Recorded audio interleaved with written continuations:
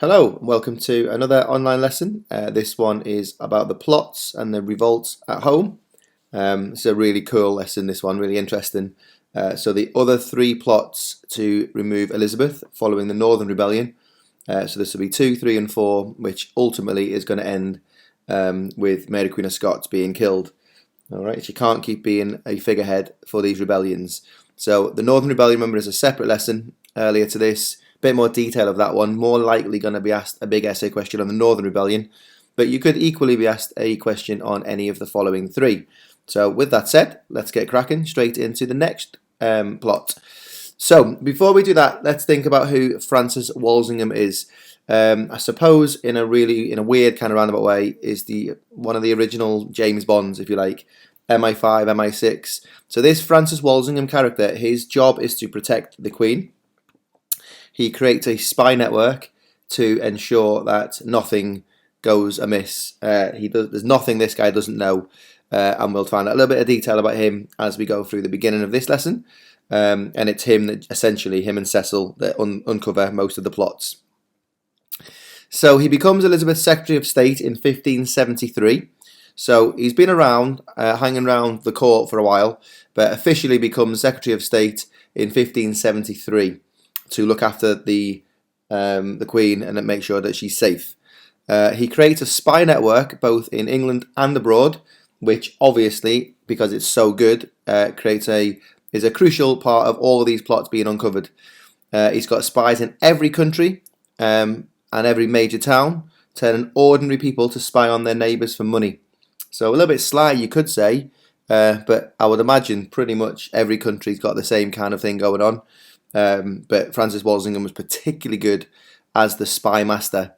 All right, probably very similar to in the Cold War, I guess. People spying, espionage during that course as well. But the Tudors began that, certainly excelled at it with Francis Walsingham. By 1580, he's got agents all over Europe, as we've said. 12 agents in France, 9 towns in Germany, 4 in Spain, and 3 in Italy. Now, obviously, all of those places are important strategically and Catholically, if that's a word. So Italy, obviously that's where the Pope is. Spain, Catholic Spain. The Holy Roman Empire, remember? So not quite Germany as such, but the Holy Roman Empire. And in France, so Catholic potential threats. Essentially what Walsingham's got here is a web of spies all over, and you just wouldn't know who it is. This is why it's very much similar to MI5 and MI6 today. He mastered writing in code, so we call that ciphering. He became an expert at it. And then obviously the opposite of ciphering is deciphering, which we'll have a look at an example in a sec. And he uses captured priests to inform. Now, one of the interesting things about Walsingham is he's not always a fan of using torture. When you think Tudor times, you immediately feel the rack, don't you? And other horrible tortures to get people to confess to things. Francis Walsingham wasn't a fan of that necessarily. He did do it. Don't get us wrong. He did do it, but he wasn't overly. That wasn't his first port of call. So he would try really hard to try and get the criminal or get the suspect, if you like, to just confess without necessarily through pain. Of course, the problem when you use torture is it's under duress, isn't it? Anyone's going to confess to anything to make the pain stop. Not that particularly mattered in Tudor times. If you confessed, generally you confessed. But I feel like Walsingham was more of the opinion that if you can get more details that he might be able to use, then he would. But that's not to say he didn't use torture. Okay, so let's have a little go here at deciphering. So this is a quick little task for you to do. Maybe not quick. Pause the video, go away and try and work it out without any instructions. And then when you're ready, unpause and come back and we will see what it says. Okay? Right, so how did you get on with that? The answer is, of course, Elizabeth I was a successful and popular queen. She was quick-witted and clever. She was the last Tudor monarch. So that was just a nice little task, a little bit of fun hopefully, but to show you the art of deciphering. Walsingham would have had far more important things to worry about when he was deciphering any threats towards Queen Elizabeth I, and there were many. The foreigners, the enemies, the Catholics, wrote to each other in code hopefully that if their letters did get found out, no one would be able to work them out. But they absolutely underestimated Sir Francis Walsingham.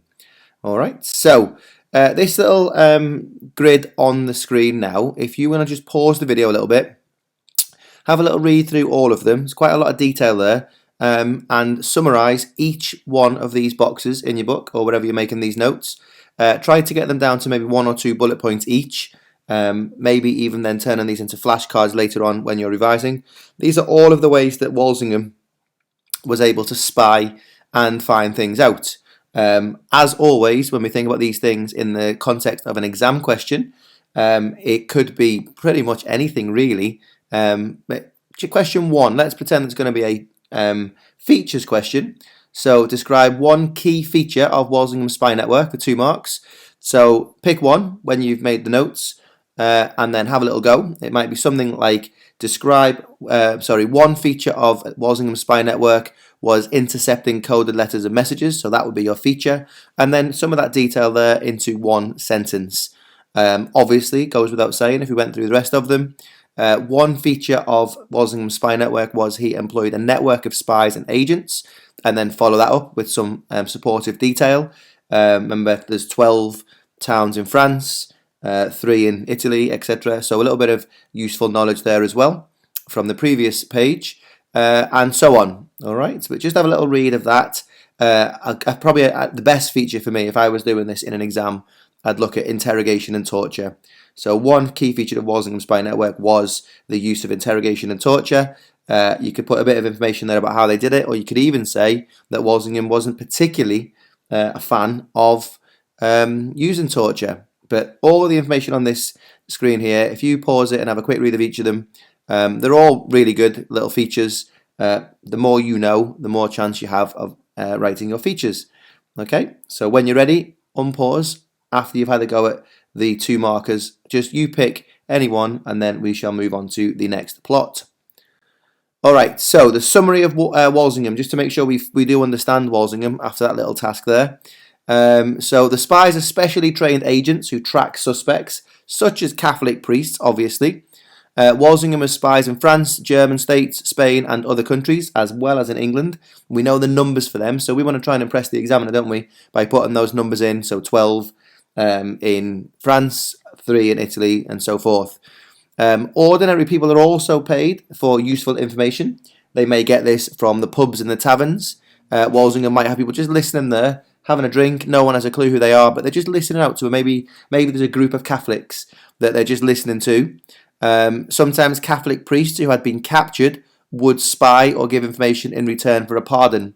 And that's a really common tactic today as well from the police and the armed forces or whoever's investigating crimes in any country really. They make a deal with the criminal that they might get off or they might get less if they provide some information. So that's nothing new there, but probably at the time it was quite new. Alright, so now that we know who they are, what did they do? So ciphers, so they write in codes or they decipher. They let the plots develop just enough to get enough evidence, and that becomes important in this lesson you'll see a little bit later on. And the sort of technical word for this, and it's a word we use today as well, is the agent provocateur, where they use to stir up trouble and to trap people. So they basically try and lull people into a false sense of security, or they push them a little bit or prod them just to try and get something happen, like a fight in a pub or something, or they maybe say something that spreads or whatever it might be, just to try and open up the hornet's nest, if you like, and then Walsingham will swoop in and clean up. And then torture was used if it was the only way to get information out of somebody. So source D, as you can see, is a letter from Walsingham to Lord Burleigh, so that's Cecil.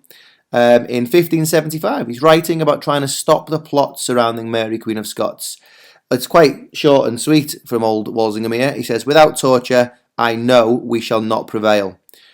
So just maybe stop the video and have a little thought or a sentence in your book on what you think Walsingham means with that source. Without torture, I know we shall not prevail.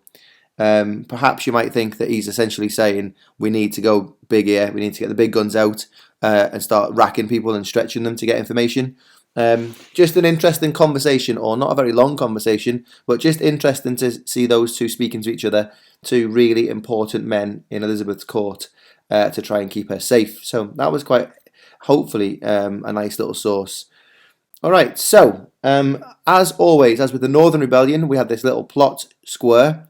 I recommend that you use this again for the following plots in this lesson, just as a nice little way to organise your notes, and also when revising, so you can do these as flashcards or whatever. I just feel like we need to try and make our notes really crisp and short, but also important and detailed. So name and date of the plot, aims of the plot, plan of the plot, key people involved, what happened during the plot, and did it have foreign support. We'll also come back to those danger rating scales that we looked at in the Northern Rebellion as well. So first, plot. So if we just take a little bit of time to just stop for a second, think about the chronology of this story so far, the timeline. So we have got essentially a thing here that starts in 68, 69, 70 and 71. So 1568, if you remember, Mary Queen of Scots arrives in England. 1 year later, the Northern Rebellion. 1 year later after that was the excommunication of Elizabeth.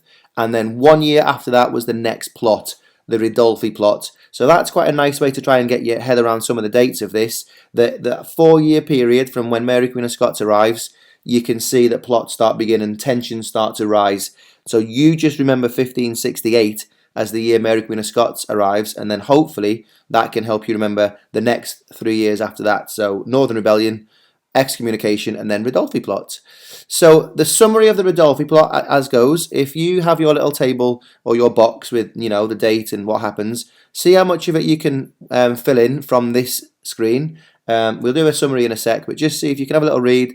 Obviously pause the video after each one and just start making your notes into those categories. So to begin with, in 1571, Ridolfi is a banker, but he's also an Italian spy. So like we've said, we've got spies and everyone else has got spies as well. He's living in England and of course he's working for the Pope.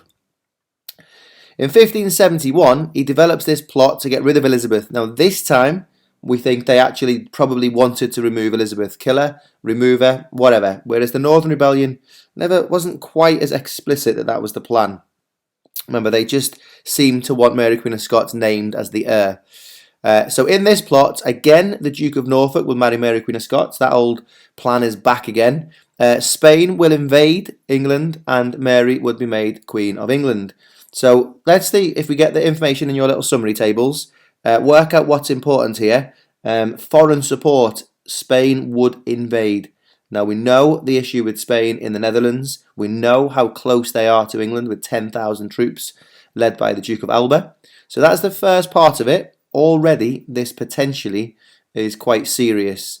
Alright, so then it follows on. Ridolfi meets the Pope and Philip and the Duke of Alba in the Netherlands. So this is getting really serious. This is not just some random crazy guy plotting against the Queen. This is really serious.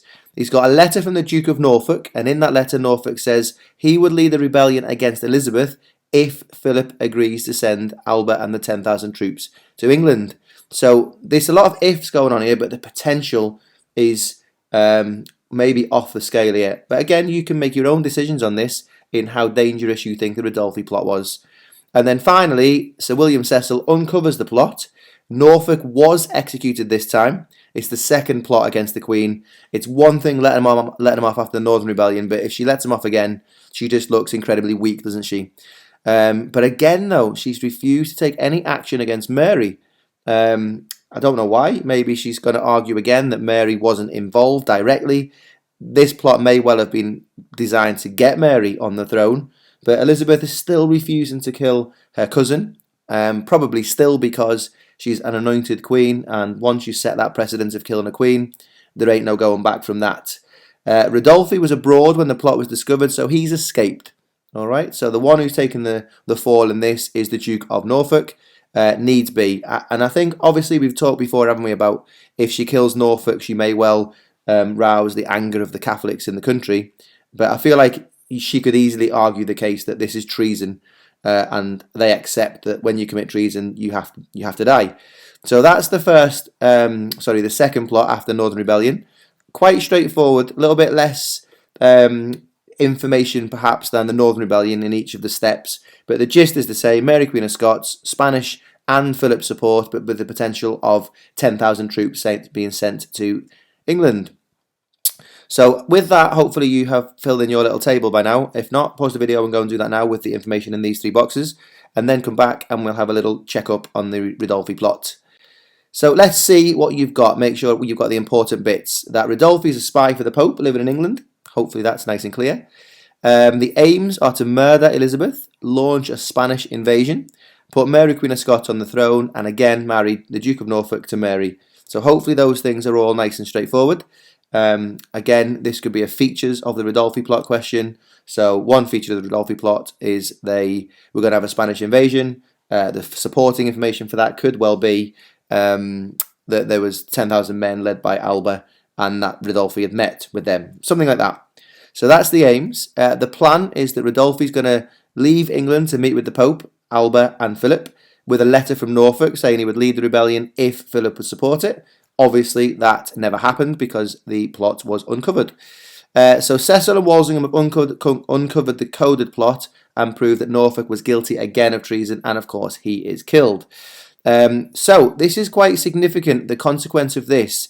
Elizabeth calls a parliament. Remember, she only calls 10 in her entire reign, but she calls a parliament, and Parliament demand that Norfolk and Mary are executed. Remember, we've talked about Parliament, how they will give Elizabeth what she wants as long as Elizabeth gives them what they want.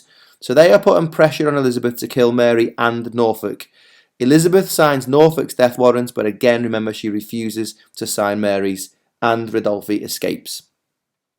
So that is the Ridolfi Plot, a little bit less interesting perhaps than the Northern Rebellion, certainly in the sense of causes and things. The same kind of idea is this is all part of that counter-reformation, and it's followed the excommunication. So it's important that it comes from that a year later, and also the Northern Rebellion the year before that. So it's not a standalone thing. This seems to be just another thing that is facing Elizabeth. And we know, don't we, after the Northern Rebellion, that the Pope was hoping to keep pushing and creating these little rebellions in England.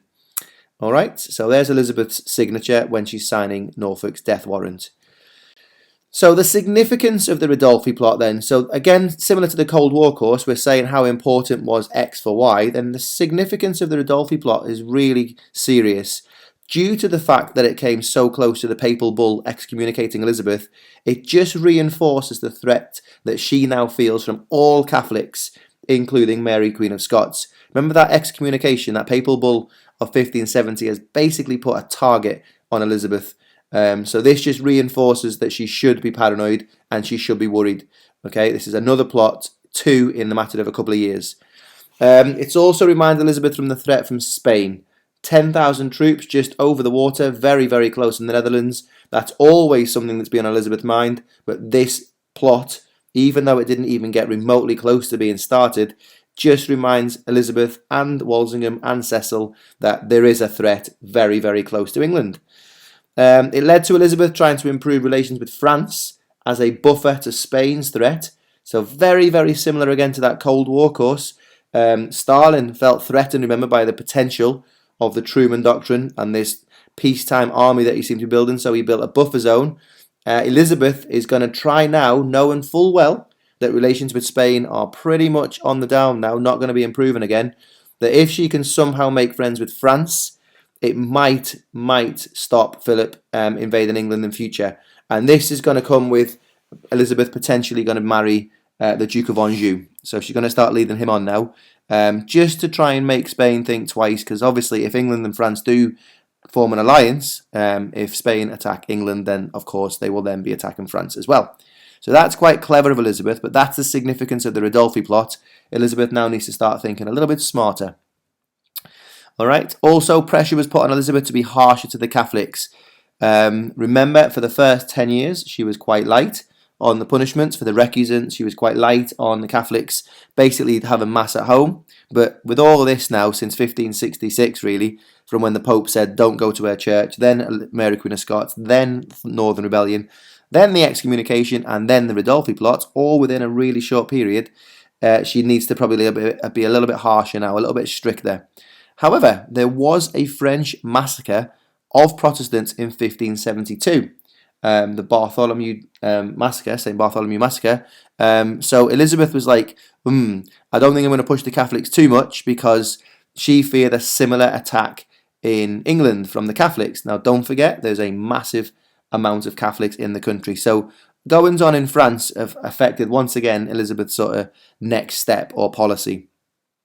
So the Ridolfi Plot, although it didn't even happen, didn't get close to happening, was important and was significant. Starting to change attitudes a little bit in the country. Elizabeth's going to be a little bit more strict, and I feel like she needs to be.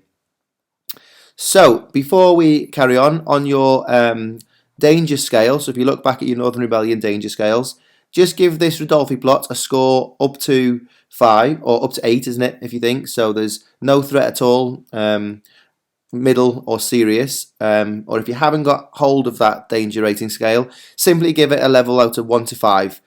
So 5 being like the end of Elizabeth, 1 being no threat at all, and justify your reasoning in your book for why you've given it that score. But hopefully you have got your danger rating scales.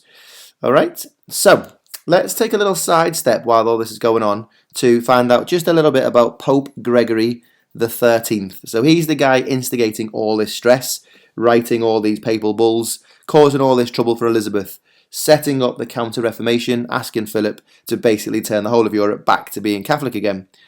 So the Pope begins smuggling priests into England from 1574 onwards.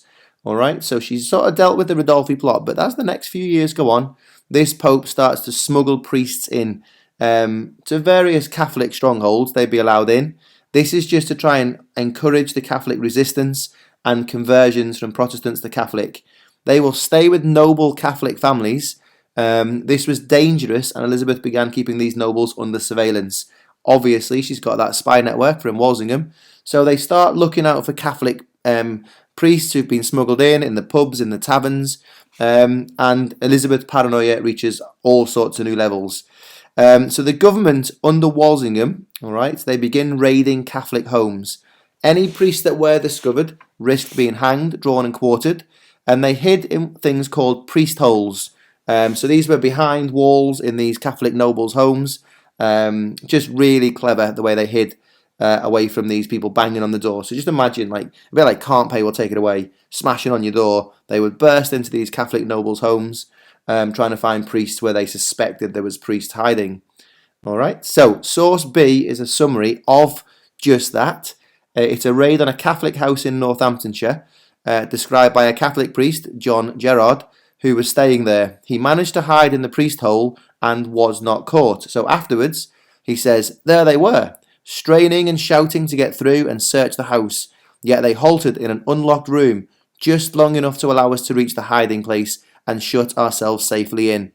Then they burst into the lady's apartment, while others raged around the remaining rooms. So what John Gerard is describing here are these Elizabeth's men, spy masters if you like, on the orders of Walsingham, smashing into this house, looking for these Catholic priests, but they'd been held up a little bit just to give the priest enough time to hide in the priest holes. And this is a photograph of me in the priest hole in Oxborough Hall.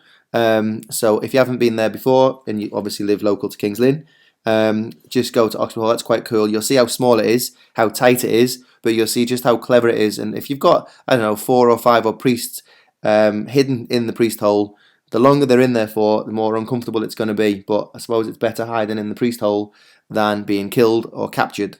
So that's a serious point. And any sort of luxury home or noble's home that you visit these days, I don't know, with English heritage or whatever, most of them, if they were a Catholic families, will definitely have some priest holes still in as a historical artifact. Okay, so that's what's going on in England. These priests are smuggled in, going around trying to convert. Walsingham's probably never been busier trying to solve this case. So how has she responded to this then? So Pope Gregory sending all these Catholic priests. The Catholics in England, they're getting a little bit more confident, if you like. The northern nobles and the other nobility are starting to get a bit braver in criticising or attacking the Queen. So what's she going to do about it? Because of course she's got to do something. So firstly, again, she calls Parliament in 1581. So this is 10 years after Ridolfi. And she passes 2 new laws against Catholics. So recusants will now be fined £20 for not going to church. Remember, it was 11 pence at the start. £20 would bankrupt most families. Obviously, poor families wouldn't dream of ever having £20, but to a noble family, this was a huge amount if they didn't go to church. So now she is going to start enforcing that, because the Catholics have sort of brought it on themselves, haven't they, really, by all this pushing their luck and supporting plots and things. The second law that she passes is any attempt to convert people to Catholicism is now considered treason. All right, so treason being you're going to be hanged, drawn and quartered. So you committed treason against the Queen if you're caught trying to convert people to being a Catholic. So there are two very significant things that she's done, probably largely in response to the Ridolfi Plot, and then the rest of the Pope and the Catholics pushing throughout the next decade. All right, so just pause this video a little bit and answer that question there. What do these laws added to the priest raids suggest about Elizabeth's state of mind? Or do you think these responses were still quite weak? Or could she have done more? So just pause it, just answer that question, a couple of sentences, just to get yourself to consider and understand the context of what we're talking about here, and to understand the frame of mind that she might have been in as these Catholic threats seem to keep on coming. When you're ready, unpause and carry on. So let's take the next two plots together now as a bit more of a summary. So we've now had the Northern Rebellion, the Ridolfi Plot. We'll now look at the Throckmorton Plot, which is 1583. So that is 12 years later. And then the Babington Plot is 3 years after that. So this screen is going to do a quick summary. As always, use your plot information cards. So date, who's involved, foreign threat, events, aims, things like that. See if you can fill it in from this page, and then we'll do a little checkpoint in a sec to make sure we've got the key bits we need.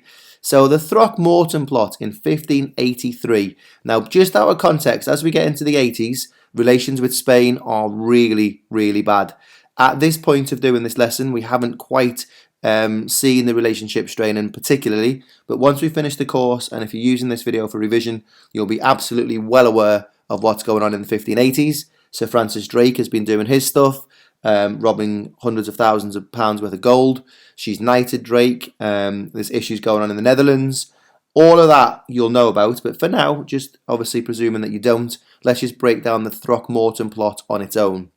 All right, so firstly, who's involved in this plot? So an English Catholic by the name of Francis Throckmorton, and Throckmorton has foreign support of Philip II of Spain and the Duke of Guise. Remember, we've met Marie de Guise a little bit earlier in the course. So the Guise family are really powerful nobles in France with a lot of military support. And also, of course, the Pope is involved again, because the whole thing is in the name of Mary and the Counter-Reformation. So the plan is that the Duke of Guise will invade England with French troops and free Mary, Queen of Scots. Elizabeth would then be overthrown and Mary made Queen, so that Catholicism can be restored. So that's no different from the Ridolfi Plot, the exact same point, except this time, instead of Alba sending in 10,000 troops, it's the Duke of Guise instead. All right, so that tells us a little bit as well, doesn't it? But in the 80s, that Elizabeth's supposed positive relations with France isn't going particularly well. And again, by the time you've finished this course, you'll understand what that means at that time. So the outcome of the Throckmorton Plot, very, very similar, never came to fruition. Walsingham uncovered the plot, and Throckmorton was, of course, executed. Okay, so the significance, 11,000 Catholics were arrested and put under watch. 11,000 Catholics arrested. That is the most extreme that she's been. Remember, all along she's tried to be moderate. She's tried to not push and be too aggressive like her sister. But I think it's clear, and hopefully as you are watching this, you can see why Elizabeth has had to do this. A new law has passed which made helping or sheltering a Catholic priest punishable by death. So now if you are caught in a priest hole, not only will the priest be arrested, but you will too for helping them or hiding them. And then finally, the significance of the Throckmorton Plot was a list of Catholics who supported the plot was found, showing that Elizabeth's fear of Catholics was real and she should be afraid. So that's the Throckmorton Plot. So pause the video and go and see if you can fill in your information tables or little cards. And then in a sec, when we go through a little summary checkpoint of the Throckmorton Plot, you can add to that if you've missed anything, but see what you can get from those 4 boxes there. Alright, so now let's have a quick overview of the Babington Plot, and again we'll do the same thing. You then have a checkpoint shortly, but you can pause the video and try and fill in your summary of the Babington Plot from this screen. So firstly, 3 years later, just for some context, in 1585 Elizabeth is officially at war with Spain. Alright, now again, having watched this video at this point in time, you won't know that. But if you're watching this video as a revision exercise, then you absolutely will. So a lot of things have changed by the Babington Plot. Elizabeth is less cautious now in trying to upset Spain because we're at war with Spain now. So whatever happens, we're going to war. It's inevitable by this point.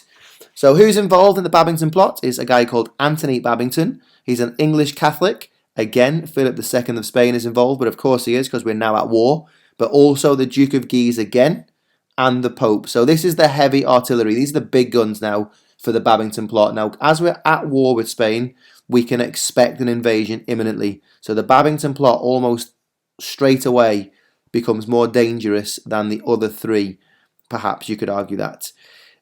So the plan again is the Duke of Guise will invade England with 60,000 French troops.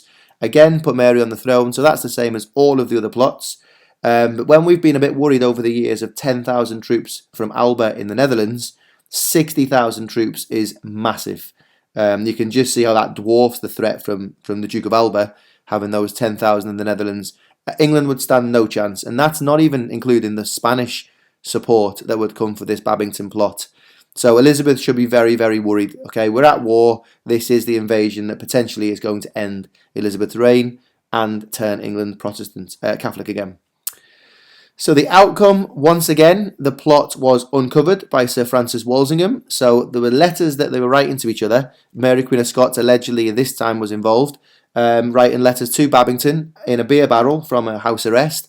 And Walsingham captured the letters, deciphered the codes, and found the evidence that Elizabeth was looking for. So we'll see in a second the checkpoint, but just interestingly from the Throckmorton plot, Elizabeth, for the first time, was quite willing to have Mary Queen of Scots killed, but she demanded proof positive of Mary Queen of Scots' involvement before she even considered it. So now, in the Babington Plot, 3 years later, it appears that Sir Francis Walsingham has found the proof positive that Elizabeth was looking for before she even considered killing Mary. So these letters in Mary's hand, allegedly, are going to be the downfall of Mary Queen of Scots.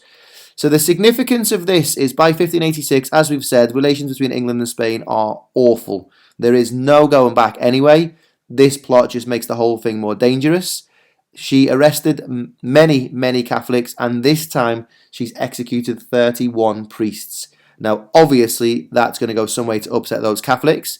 By 1586, though, we're not talking about 90% anymore, but there's still a large Catholic presence in England. And then, obviously, as we've just said, Mary Queen of Scots is now officially involved in this, so she is executed. Okay, so again, pause the video, go and fill out your little information cards summarising the Babington Plot, and then when you're ready, unpause and we will go through a little checkpoint for each plot. So just checking then, the Throckmorton Plot. Make sure we've got these things in your notes. Throckmorton, a young Englishman, plans to get the French Duke of Guise, Mary's cousin, to invade England, overthrow Elizabeth, restore Catholicism, the same as all the other plots. Philip will provide money this time, not troops, but probably troops as well if it comes to it, but certainly provide money. The Pope knows about the plot and approves because they've all met and had a little chat about it. So this makes it a bit more dangerous probably. Walsingham again though, the master spy, uncovers the plot, finding the papers in Throckmorton's house. Mary's involvement though was never proven.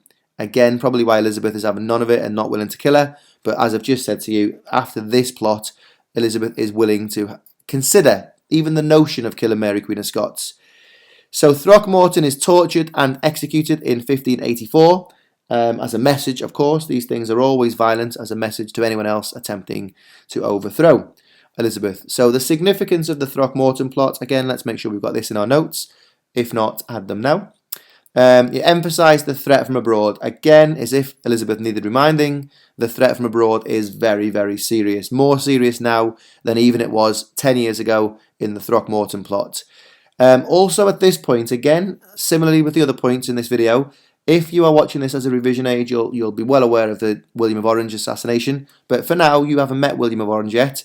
He is probably the last brave soldier for the Protestant faith, fighting against the Catholics. He's been assassinated, and that now just leaves Elizabeth as the only Protestant monarch in Europe who could take on the fight against the Catholics. And that's something she's never wanted. She never wanted to be the Protestant hero, but that's where she is now. So the significance of Throckmorton is coming at a time where Elizabeth is now very much alone. And the relationship with France is also pretty bad too. These are times for Elizabeth to be very, very, very stressed. It also shows again the potential threat that if France and Spain join together, it's going to be pretty much over. There are a lot of French Catholics in France who are beginning to form alliances. It's not going to be long until those French Catholics and the Spanish Catholics join forces in just 2 years' time in 1585. So that's where it really is no turning back from this English-Spanish war. Throckmorton's papers did, however, though, list a load of Catholic sympathisers, suggesting that the government fears from a real threat within are real, and they should be worried. This huge list of Catholic sympathisers. I suppose in a way it helps Walsingham having that list, doesn't it? Because he can now go and get them all and interview them or whatever. But it just shows Elizabeth and the government that they should be scared. Okay, so life in England for the Catholics now becomes essentially what they were worried would happen in the first place when Elizabeth became queen. Was she going to be like her sister, but this time with the Catholics? She is now treating them with great suspicion and really aggressively. 11,000 Catholics were imprisoned in the Tower of London or kept under house arrest, and loads of Catholics fled the country. So although she's not burning people like for nothing in the sense that Mary was, she is now adopting a much more aggressive threat to the Catholics. All right, and now she said, as we've said, that she's willing to consider the notion of killing Mary, but she needs evidence. Proof positive is the words that Elizabeth used to Walsingham. Get me proof positive and then we'll talk. All right, and then she passes another law. So you can see that in the last couple of pages, she has used Parliament a few times in the 80s, clearly times of need. She calls Parliament. She passes another law saying that helping or sheltering Catholic priests would be punishable with death. All right, so again, really serious and significant here. She's really getting quite scared, isn't she, about these Catholics coming from abroad. So again, either you can do a 1 to 5 plot if you haven't got your danger rating scales with you. If you have, then choose that one, because that sort of breaks it down a little bit more into those 5 categories. How dangerous was Throckmorton? More or less dangerous than the Ridolfi Plot or Northern Rebellion? It's up to you. 5 being incredibly serious, end of Elizabeth. 1 being no threat at all. Okay, and then we'll have a little checkpoint after that. So this is the danger rating scale that we're talking about. So were the leaders effective and powerful? Did they have a clear and realistic plan? Was there a lot of support from the English people? Was there strong foreign support? And did the Queen make any mistakes? So just like you did with the Northern Rebellion and the Ridolfi Plot, just pause the video, colour up these on your danger rating scales for the Throckmorton plot. Okay, when you're ready for that, unpause and we will carry on to do a little checkpoint on your notes for Babington and see if you've missed anything important. Okay, so let's just check. In 1586, 3 years later, Babington, an English Catholic with links to France. Also involved is Philip II again, the Duke of Guise again, and the Pope again. So what's quite cool about these plots is the same 3 people are always involved. So once you've learned that, you know that for all of the plots. The Pope is always involved, Philip is always involved, and for the last few, the Duke of Guise is involved too. All right, now that's dangerous because the Duke of Guise, the Guise family, are of course related to Mary, Queen of Scots. So they've got a vested interest in freeing Mary, haven't they? So the aims of Babington, just to make sure you've got these: murder Elizabeth, encourage English Catholics everywhere just to rebel and cause chaos. The Duke of Guise will invade with 60,000 troops. This one is much more important in the terms of numbers. 60,000 troops are going to invade England. I'm sure you've already got that, but just in case you missed it, add that to your notes now. And then Philip and the Pope, again, both support this plot. So the potential of the plot, again, is really, really serious. More so, I would say, than the Throckmorton plot because of the 60,000 troops that are on the way. And that is because France and Spain, remember at this point, have officially joined together. So that's why they could probably afford that many troops. So the plan is dead simple. Babington, remember, writes his letters to Mary in her house arrest, hiding them in beer barrels. They are discovered by Walsingham. Remember we said earlier that part of the thing that Walsingham does is he allows the plots to go on to get the evidence that he needs. So he's been collecting these letters for a little while. He just needs Mary Queen of Scots to say in the letter that she wants her to do it. The minute she does that, then plot is uncovered. Elizabeth has the proof positive, and that will be the end of that. So in the process of all of this, Walsingham has arrested 6 Catholics, including Anthony Babington, who are all executed. Obviously, it's treason. And this time, Mary Queen of Scots is put on trial by the Privy Council. There's just been too many plots. This is the 4th plot in Mary's name. Whether or not she was involved or not, doesn't matter. Just, it's getting ridiculous now, isn't it? In this particular case, though, remember, we've got some sort of evidence that Mary Queen of Scots is in fact involved. One sort of sticking point of that is some historians have suggested that Walsingham forged these letters to frame Mary Queen of Scots. That is for another day, but if that is the case, then that's pretty devious, isn't it, and pretty serious. But there's a lot of pressure from the Privy Council to remove Mary Queen of Scots. Elizabeth doesn't want to do it, but as long as Mary Queen of Scots is alive, Elizabeth's life is in danger. All right, so the significance of Babington is as follows. It's really, really significant, actually, particularly due to the fact that England and Spain are now totally at war with each other. England is now directly supporting the Protestants in the Netherlands. Remember our previous lessons where they were indirectly supporting them with the sea beggars, just trying to basically say that she actually didn't ever do anything herself to keep Philip away from being angry with Elizabeth and invade England. Now we're at war with England. She doesn't care. She's fully supporting the Dutch Protestants. She's got nothing left to lose. We are at war anyway. Spain's support of this threat also was really significant because it would have made it even more likely to be successful if it wasn't for Walsingham. Hopefully after this lesson and the last one, the Ridolfi, and you can see just how important Walsingham was to keeping Elizabeth alive. So England is fully and officially at war with Spain. It's 1586. The Spanish Armada will be here in 1588. So 2 years away. There's a reason why it gets delayed, and we'll talk about that in a couple of lessons' time. So Francis Drake plays quite an important role in that as well. Elizabeth's government is now determined more than ever to crush Catholicism once and for all. 300 recusants are arrested in North London alone, and as we've said, 31 priests were executed. That is the last thing that Elizabeth ever wanted to do, was to start killing priests. We made it very clear, didn't we, at the beginning of this course, that she wanted to be moderate. She didn't want to cause any sort of aggression towards Catholics or anyone. She wanted people to just happily get on with their life as long as they were outwardly following what Elizabeth wanted. But over the last few years, it's been very clear that she has no choice but to step up her aggression, because otherwise they're going to kill her. All right. So Mary would be executed as a result of this plot, and thus the end of the Catholic monarch replacing Elizabeth's saga, because Mary's gone. All right. Now that could be a good thing, but of course you run the risk now of Mary being avenged by Philip. But remember, we've said he's coming anyway. This war is inevitable anyway. So this hasn't made it any more likely that there's going to be a war. Maybe motivates Philip a little bit more to try and finish off Elizabeth, to avenge the death of this Catholic queen. All right, and it is the last straw, perhaps leading to the Spanish Armada. The word perhaps is important there. As I've said, I believe that it's pretty clear the Armada was coming. It's inevitable, but if it wasn't inevitable, it is now, after killing Mary Queen of Scots. All right, so these are really interesting ways to look at these plots. They're not just events that happen. There's a lot of significance and context around them that you really should try and get your head around to be able to understand and, of course, then discuss the plots. And if it's a 12 marker and it says, I don't know, explain why the Babington Plot or the Throckmorton Plot took place, I don't know, then we need to know this backstory, don't we? What's more likely to be in this question, which will be quite good actually, is it will be a question about threats to Elizabeth, and one of the bullet points might just be plots. In that case, you can have one really strong paragraph full of all sorts of information, of a sort of mixture of all the plots together.